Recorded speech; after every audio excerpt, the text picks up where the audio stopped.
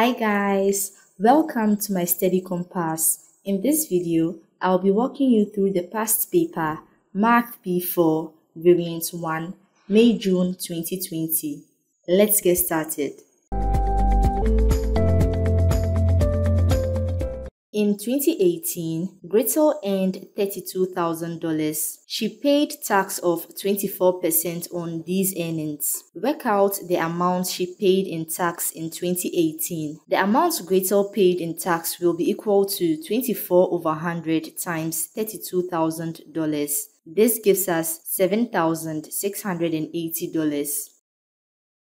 In 2019, Gretel's earnings increased by 7%. Work out her earnings in 2019. Her total earnings in 2019 will be equal to $32,000 plus 7% of $32,000, and so that is equal to $34,240. Gretel invests $5,000 at a rate of 2% per year compound interest. Calculate the value of her investment at the end of 3 years. In this case, we are going to use the compound interest formula. The big A represents the value of Gretel's investment at the end of 3 years, which we are finding. Small a represents the initial amount Gretel invests, which has been given as $5,000. R is the rate, which is 2. T is the time duration in years for which the money is invested, and that has been given as 3. So when we type this into the calculator, we have $5,306.04 correct to 2 decimal places.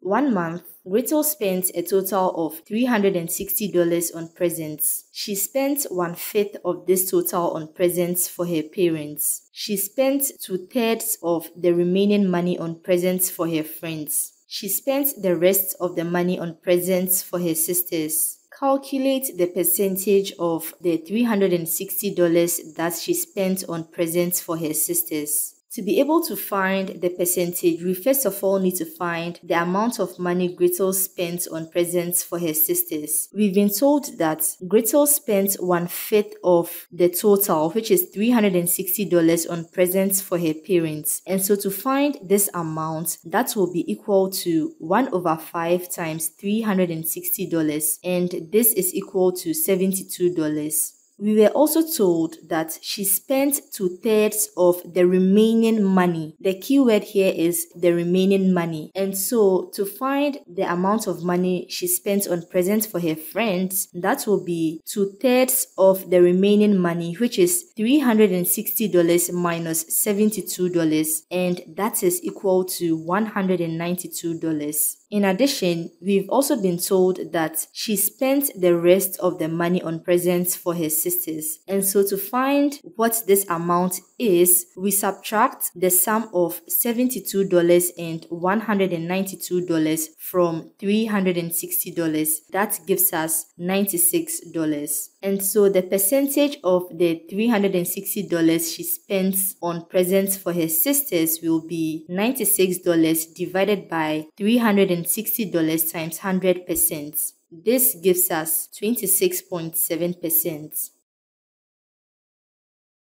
Arjun earned $36,515 in 2019. This was an increase of 9% on his earnings in 2018. Work out his earnings in 2018. Let's represent his earnings in 2018 with X, and let's represent his earnings in 2019 with Y. And so from the information given in the question, we know that Y is equal to X plus 9% of X. 9/100 is the same as 0.09. We want to find his earnings in 2018, and so let's make X the subject. When we make X the subject, we have X is equal to Y over 1.09. We've been given Y in the question as $36,515. And so when we substitute this into the equation, we now have X is equal to $33,500. Arjun and Gretel each pay rent. In 2018, the ratio of the amount each paid in rent was Arjun is to Gretel is equal to 5:7. In 2019, the ratio of the amount each paid in rent was Arjun is to Gretel equals 9:13. Arjun paid the same amount of rent in both 2018 and 2019. Gretel paid $290 more rent in 2019 than she did in 2018. Work out the amount Arjun paid in rent in 2019. So first, let's set up our ratios. In 2018, we have the ratio as 5:7. Let's represent the actual amount Arjun paid in rent in 2018 with X, and let's represent the actual amount Gretel paid in rent in 2018 as Y. In 2019, we have the ratio as 9:13. We were told that Arjun paid the same amount of rent in both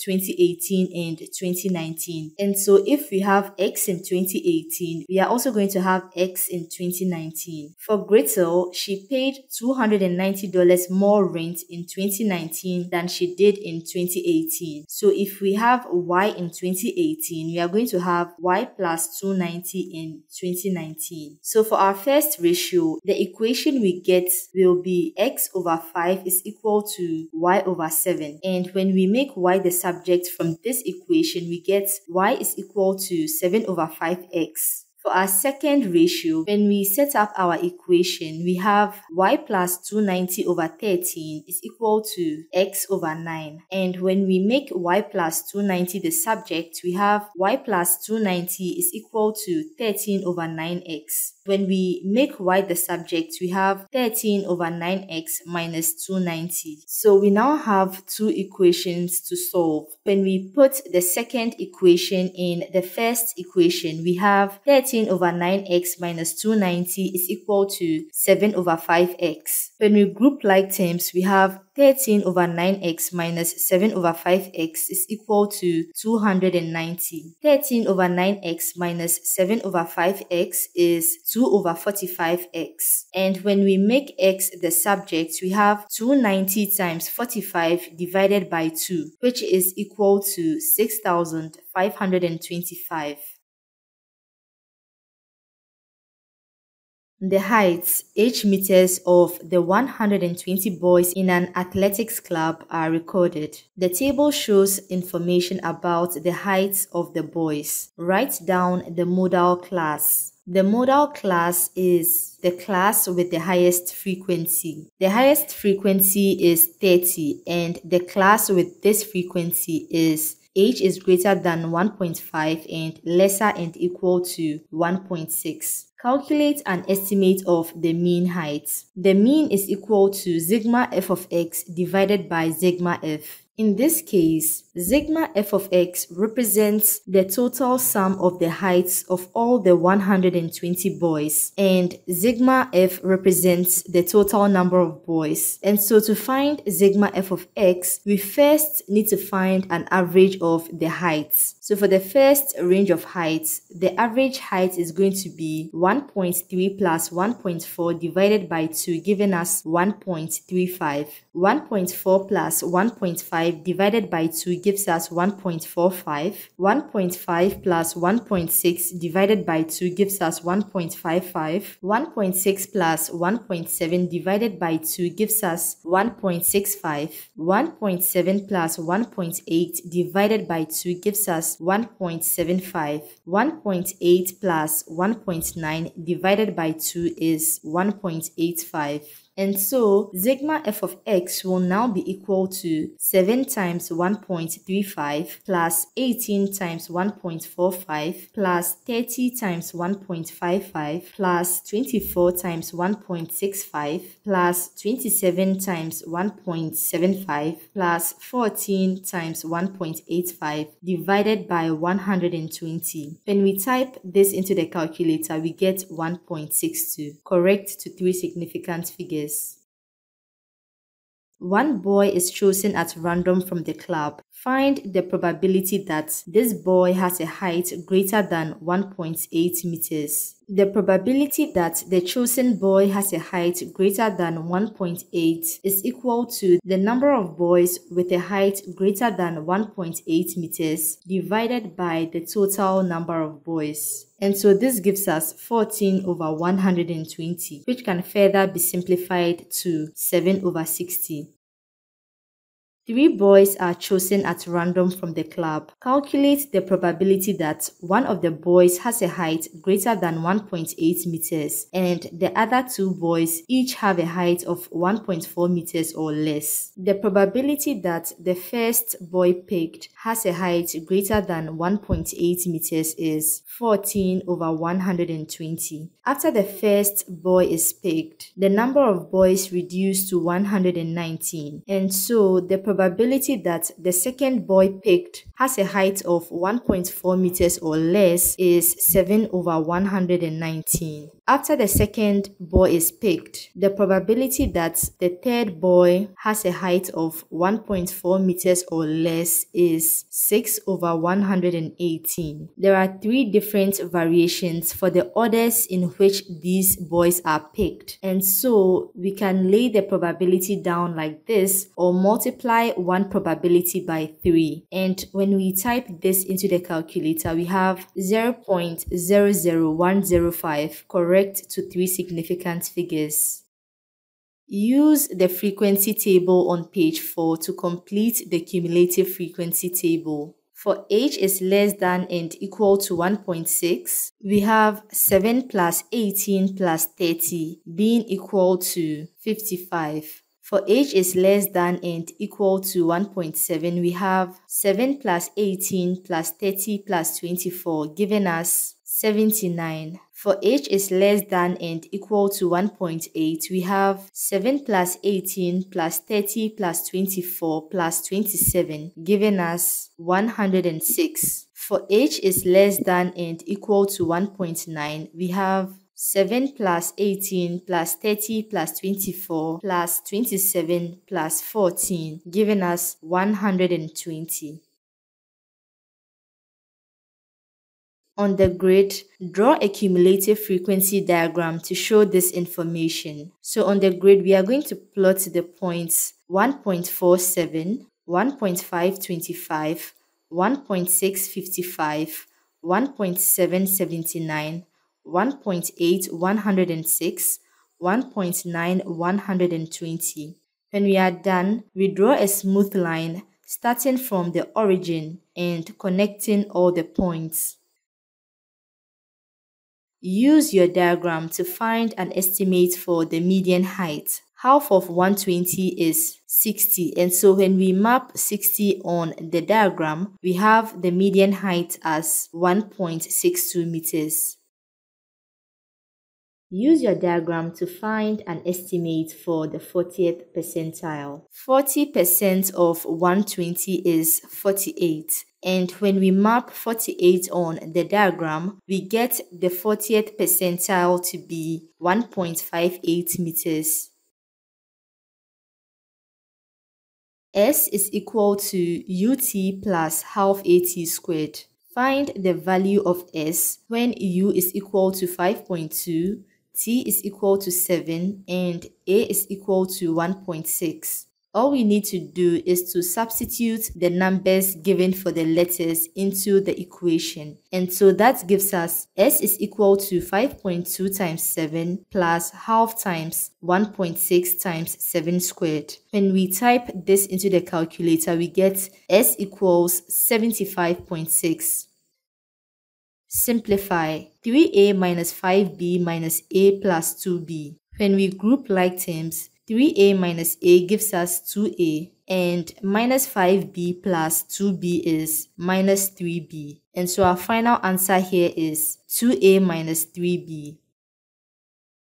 Simplify 5 over 3x times 9x over 20. X cancels out in the numerator and the denominator. 5 goes into itself once and goes into 24 times. 3 goes into itself once and goes into 9 3 times. And so for the numerator, we have 1 times 3 giving us 3. And for the denominator, we have 1 times 4 giving us 4. And so our final answer is 3 over 4. Solve 15 over x is equal to -3. X divides on one side of the equation, and so when it moves to the other side, it goes to multiply -3. When we make x the subject, we have 15 divided by -3, which is equal to -5. Solve 4 times 5 minus 3x is equal to 23. When we expand the brackets, 4 times 5 is 20. 4 times -3x is -12x. When we group like terms, we have 12x is equal to 20 minus 23. 20 minus 23 is -3. When we make x the subject, we have x equals -3 divided by 12. This can further be simplified to give us x is equal to -1 over 4 or -0.25. Simplify 27x raised to the power 9 or raised to the power 2 over 3. 27 can be rewritten as 3 cubed. By the laws of indices, we can rewrite this as 3 cubed raised to the power 2 over 3 times x raised to the power 9 or raised to the power 2 over 3. When the powers of 3 multiply, we get 3 times 2 over 3 equals 2. 3 raised to the power 2 is 9. For the powers of x, 9 times 2 over 3 gives us 6. And so our final answer is 9x raised to the power 6. Expand and simplify. 3x minus 5y times 2x plus y. When we expand the brackets, 3x times 2x is 6x squared. 3x times y is 3xy. -5y times 2x is -10xy. -5y times y is -5y squared. 3xy minus 10xy is -7xy. So our final answer becomes 6x squared minus 7xy minus 5y squared. Draw the image of triangle T after a reflection in the line y is equal to -1. So first, we need to draw the line of reflection. And so that will be a horizontal line passing through -1 on the y-axis. Since we move point C 2 units downwards to touch the line of reflection, we also need to move 2 units downwards from the line of reflection to pin the new position of point C. After repeating the same process for all the vertices of triangle T, we are able to map out the reflected image of triangle T. Draw the image of triangle T after a rotation through 90 degrees clockwise about 0, 0, which is the origin. You can choose to use tracing paper for part B, or you can choose to go this route as well. Let's mark the center of rotation. So first, let's draw a line from point A to the origin. Then, using a set square or a protractor, we are going to measure 90 degrees in the clockwise direction from the line we've just drawn and mark this position. Now we are going to draw a straight line from the origin passing through the 90 degrees mark. The new position of point A should be anywhere along this line such that the distance from the origin to the new position of point A is equal to the distance from the origin to the initial position of point A. We are going to repeat this process to pin the new positions of points B and C. When we are done, we are able to map out the rotated image of shape T. Describe fully the single transformation that maps triangle T onto triangle A. When we look at both triangles T and A, we can tell straight away that this is a translation because shape A looks exactly like shape T, only that it is in a different location. So now we need to find the translation vector, and from the illustration on the diagram, this vector is 5, -6. And so, the full description for this transformation will be translation by the vector 5, negative 6. X is an integer.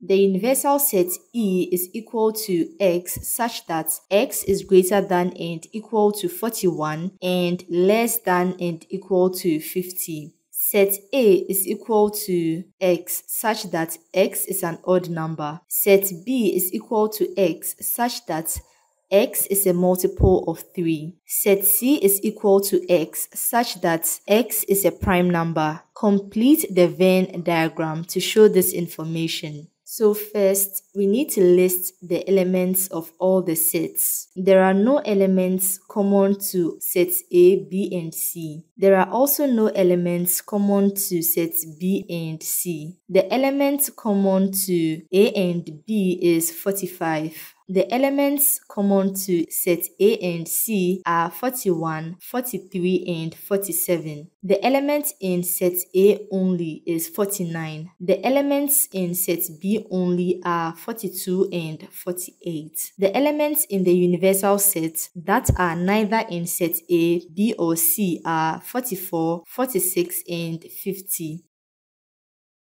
List the elements of A intersection C. A intersection C are the elements that are common to set A and set C. And from the Venn diagram, these elements are 41, 43, and 47.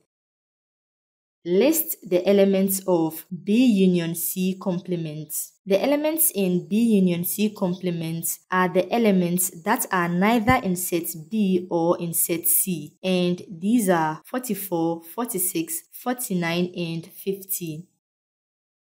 Find the number of elements that are in A and B and C. From the Venn diagram, there are no elements in this region, and so our answer here is 0. Rahim makes baskets and mats. Each week, he makes X baskets and Y mats. He makes fewer than 10 mats. The number of mats he makes is greater than or equal to the number of baskets he makes. One of the inequalities that shows this information is Y is less than 10. Write down the other inequality. The description for the other inequality is the number of mats he makes, which is Y, is greater than or equal to the number of baskets he makes, which is X. And so we have Y is greater than and equal to X. He takes 2 1/4 hours to make a basket and 1/2 hours to make a mat. Each week, he works for a maximum of 22.5 hours. Show that 3x plus 2y is less than and equal to 30. If Rahim works a maximum of 22.5 hours each week, then it means that the total number of hours he spends making baskets and mats, which is 2 1/4 times x plus 1/2 times y, is less than and equal to 22.5. In the next step, we convert the mixed fractions into improper fractions. For 2 1/4, we have 4 times 2 plus 1, which is 9, divided by 4. For 1 1/2, we have 2 times 1 plus 1, which is 3, divided by 2. In the next step, we multiply through by 4. 4 times 9/x is 9x. 4 times 3/2y is 6y. 4 times 22.5 is 90. When we divide through by the common factor of the terms, which is 3, we have 9x divided by 3, which is 3x. 6y divided by 3 is 2y. 90 divided by 3 is 30. On the grid, draw 3 straight lines and shade the unwanted regions to show these inequalities. We have 3 inequalities in total. For the inequality y is less than 10, we need to draw the straight line y is equal to 10. For the inequality y is greater than and equal to x, we need to draw the line y is equal to x. For the inequality 3x plus 2y is less than and equal to 30, we need to draw the line 3x plus 2y is equal to 30. Note that since the line y is less than 10 does not include an equal sign, this line will be drawn as a dotted line. For the inequality y is less than 10, the region below y is equal to 10 is wanted, and so we are going to shade the region above y is equal to 10. For the inequality y is greater than and equal to x, the line above y is equal to x is wanted, and so we are going to shade the region below y is equal to x. For the inequality 3x plus 2y is less than and equal to 30, the region below the line is wanted, and so we are going to shade the region above the line. He makes $40 profit on each basket he sells and $28 profit on each mat he sells. Calculate the maximum profit he can make each week. So to be able to determine this, we first need to mark the vertices of our wanted region. We cannot mark and pick these points because y is equal to 10 is a broken line and does not constitute the boundaries for the wanted region. And so we are going to come one step below and pick these points. So for our vertices, we have 0, 0, 0, 9, 6, 6, 4, 9. For Rahim's profit equation, we have 40 times x plus 28 times y. When we put in the coordinates into the profit equation, these are the values we get. And from this, the maximum profit is $412. The diagram shows the positions of 3 points A, B, and C in a field. Show that BC is equal to 118.1 meters, correct to one decimal place. To find the length of BC, we can apply the cosine rule. This gives us BC squared is equal to AB squared plus AC squared minus 2 times AB times AC times cosine of angle BAC. AB is 80 meters. AC is 115 meters. Angle BAC is 72 degrees. When we slot in these values into our equation and make BC the subject, we have square root of 80 squared plus 115 squared minus 2 times 80 times 115 times cosine of 72 degrees. When we type this into the calculator, we get 118.0639 meters. The first number after the decimal point is 0. The number after 0 is greater than 5, and so we add 1 to 0 and ignore the rest of the numbers. So BC is equal to 118.1 meters, correct to one decimal place. Calculate angle ABC. To find angle ABC, we can apply the sine rule. This gives us sine of angle ABC divided by AC is equal to sine of angle BAC divided by BC. When we make angle ABC the subject, we have sine inverse of sine of angle BAC divided by BC times AC. Angle BAC is 72 degrees, BC is 118.1 and AC is 115. When we type this into the calculator, we get angle ABC equals 67.8 degrees, correct to one decimal place. The bearing of C from A is 147 degrees. Find the bearing of A from B. In the illustration, we have indicated the bearing of C from A with a green arrow, and we've indicated the bearing of A from B with a red arrow. We've labeled this as X. X plus B is equal to 360 degrees. A and B are interior angles, and so this means that A plus B is equal to 180 degrees. We can find A by subtracting 72 degrees from 147 degrees. This gives us B equals 105 degrees. So now that we found the value of B, we have X plus 105 degrees equals 360 degrees. This gives us X equals 255 degrees.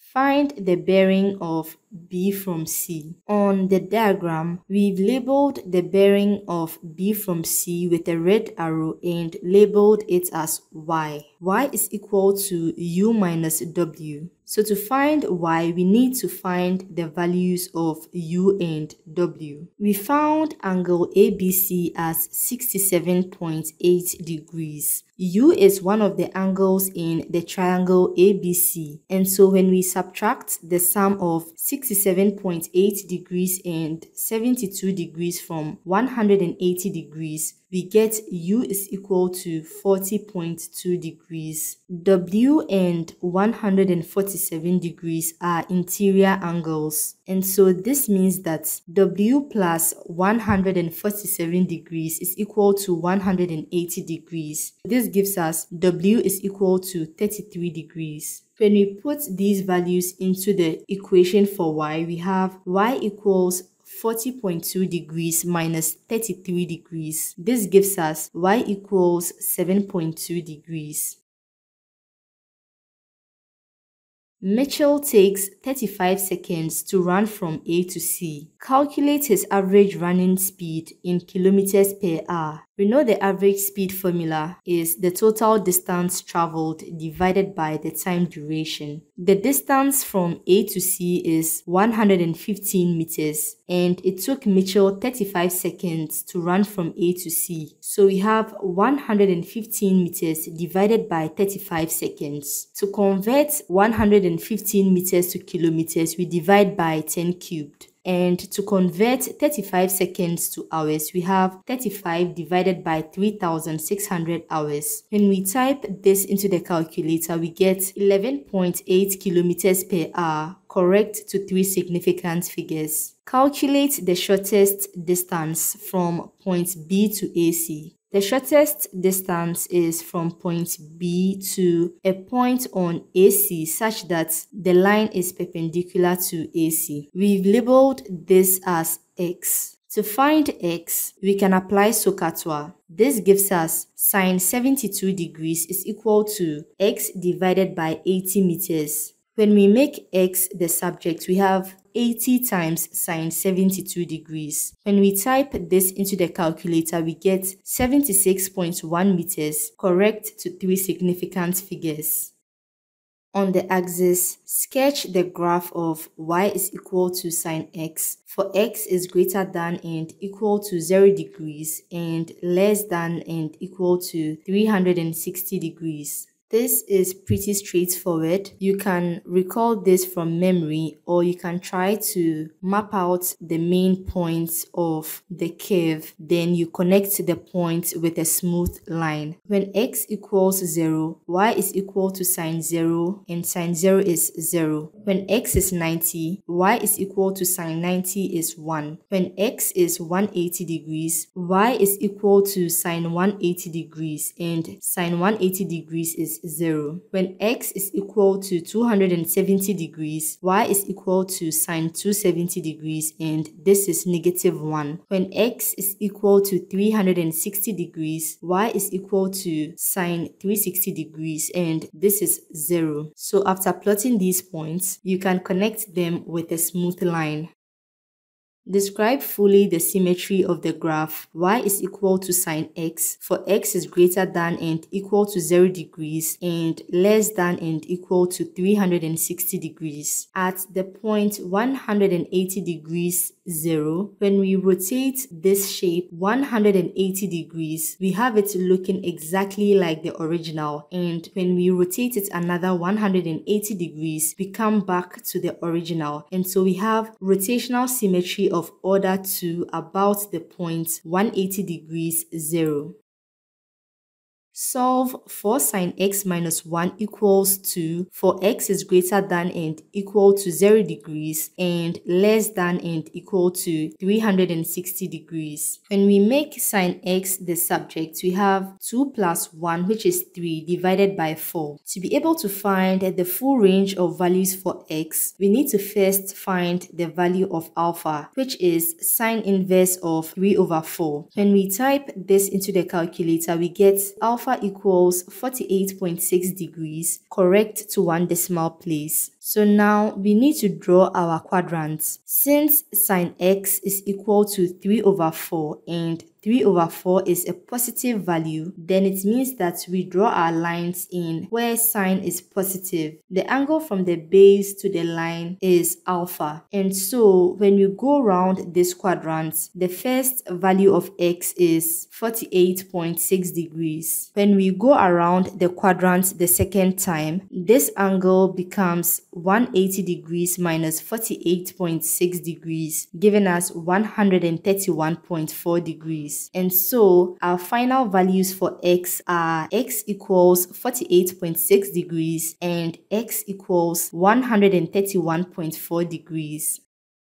Write x squared plus 10x plus 14 in the form x plus a squared plus b.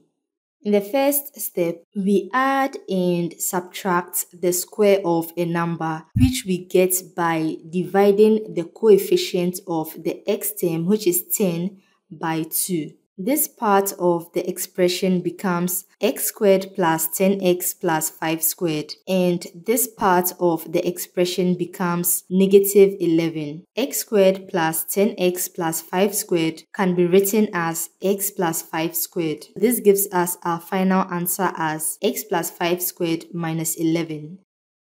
On the axis, sketch the graph of y is equal to x squared plus 10x plus 14, indicating the coordinates of the turning point. So first, since we are dealing with a quadratic function, we know that its graph is going to be in the shape of a parabola. The second thing is that since the coefficient of the x squared term is positive, then it means that the turning point is going to be a minimum. In the previous question, we transformed x squared plus 10x plus 14 into x plus 5 squared minus 11. In this form, it is easy to determine the coordinates of the turning point. To find the x coordinate of the turning point, we equate x plus 5 to 0, and this gives us negative 5. The y coordinate is negative 11.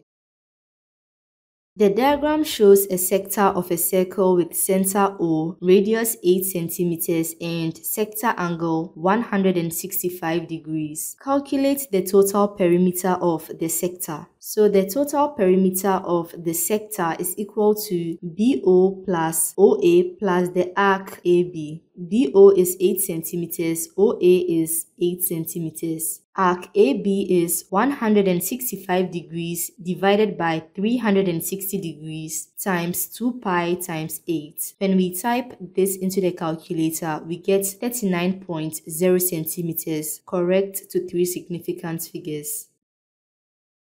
The surface area of a sphere is the same as the area of the sector. Calculate the radius of the sphere. The surface area A of a sphere with radius r is A is equal to 4 pi r squared. So we've been told that the surface area of a sphere is the same as or is equal to the area of the sector above. Let's represent the radius of the sphere as rs and the radius of the sector as r. And so the area of the sphere is 4 pi times rs squared, and the area of the sector is theta over 360 degrees times pi r squared. Since we are interested in finding the radius of the sphere, which we have represented as rs, we have to make it the subject of the equation. This gives us square root of 1 over 4 times theta over 360 degrees times pi r squared. We already know the value of theta, which is 165 degrees, and we know the radius of the sector is 8. And so when we type this into the calculator, we get 2.71 centimeters, correct to 3 significant figures. A cone is made from the sector by joining OA to OB. Calculate the radius r of the cone. From the information we've been given in the question, we can say that if the cone is made from the sector by joining OA to OB, then it means that the arc AB of the sector is the same as the base circle of the cone. And so we can find the arc of AB by 165 degrees divided by 360 degrees times 2 pi times 8. And the base of the cone, which is a circle, is 2 pi r. When we make r the subject, we have 3.67 centimeters. Correct to 3 significant figures. Calculate the volume of the cone. The volume V of a cone with radius r and height h is V equals 1 over 3 pi r squared h. To find the volume of the cone, all we need to do is to find the values of r and h and substitute these values into the formula. We've already found the value of r in the previous question. This is 3.67. To find the height of the cone, we can apply Pythagoras theorem. And so this gives us OA squared is equal to h squared plus r squared. When we make h the subject, we have square root of OA squared minus r squared. Remember that OA is the same as the radius of the sector, and that is 8 centimeters. Now that we have all these values, the volume of the cone is 1 over 3 pi times 3.67 squared times square root of 8 squared minus 3.67 squared centimeters cubed. When we type this into the calculator, we get 100 cm cubed. Correct to 3 significant figures. A rhombus ABCD has a diagonal AC where A is the point -310 and C is the point 4, -4. Calculate the length AC. By applying the distance formula, we have AC equals square root of -3 minus 4 squared plus 10 minus -4 squared. This gives us 15.7. Show that the equation of the line AC is y is equal to -2x plus 4. The equation of any line can be written in the form y is equal to mx plus c. So now all we need to do is to find the values of m and c. M is the gradient, and that is equal to 10 minus -4 divided by -3 minus 4. This gives us -2. So now we have y equals -2x plus c. To find the value of c, we can use one set of coordinates on the line AC. If we pick the coordinates of point A, we have 10 is equal to -2 times -3 plus c. When we make c the subject, we have c equals 4. Hence, the equation of the line AC is y is equal to -2x plus 4. Find the equation of the line BD. Let's try to visualize the situation. We know that AC is a diagonal in a rhombus ABCD. And so if this is the case, then it means that the other diagonal is BD. The diagonals of a rhombus are perpendicular. And so this means that the product of the slope of BD and the slope of AC is equal to -1. In the previous question, we found the slope of AC as -2. When we substitute that into our equation, we get the slope of BD as half. So now we have y is equal to half x plus c. To find c, we need to know one set of coordinates on the line BD. So let's go back to our diagram. The two diagonals AC and BD have a common midpoint, which we have labeled as Z. The x coordinate of this midpoint is -3 plus 4 divided by 2, which is half, and the y coordinate of the midpoint is 10 plus -4 divided by 2, which gives us 3. When we substitute these coordinates into our equation, we have 3 is equal to half times half plus c. When we make c the subject, we get 11 over 4. Hence, y is equal to half x plus 11 over 4. A curve has the equation y is equal to x cubed plus 8x squared plus 5x. Work out the coordinates of the two turning points. At a turning point or a stationary point, dy dx is equal to 0. So first off, we need to find dy dx. dy dx is equal to 3x squared plus 16x plus 5. And so we have to equate this to 0. And this gives us 3x squared plus 16x plus 5 equals 0. We can solve this quadratic equation by factorization. 16x can be rewritten as x plus 15x. When we factor out x for the first two terms, we are left with 3x plus 1. And when we factor out 5 for the final two terms, we have 3x plus 1. This can be rewritten as 3x plus 1 times x plus 5 is equal to 0. When 3x plus 1 is equal to 0, we have x equals negative 1 over 3. And when x plus 5 is equal to 0, we have x is equal to negative 5. So now we have the x coordinates of the two turning points. To find the corresponding y coordinates, we need to substitute these values into the equation of the curve. And so when x is equal to negative 1 over 3, we have y is equal to negative 1 over 3 cubed plus 8 times negative 1 over 3 squared plus 5 times negative 1 over 3. This gives us y equals negative 22 over 7. So for the first set of coordinates, we have negative 1 over 3, negative 22 over 7. When x is equal to negative 5, we have y is equal to negative 5 cubed plus 8 times negative 5 squared plus 5 times negative 5. This gives us y is equal to 50. So the second set of coordinates are negative 5, 50. Determine whether each of the turning points is a maximum or a minimum. To be able to determine this, we first need to find the second derivative of the curve, and we can do that by differentiating dy dx. dy dx is 3x squared plus 16x plus 5. When we differentiate this again, we have 6x plus 16. With the first stationary point, the x coordinate is negative 1 over 3. And so when we put that into the second derivative, we get a positive value. And so since this value is positive, it means that this turning point is a minimum. At the other stationary point where x is equal to negative 5, we have 6 times negative 5 plus 16. This gives us a negative value. And so since this value is negative, it means that this stationary point is a maximum.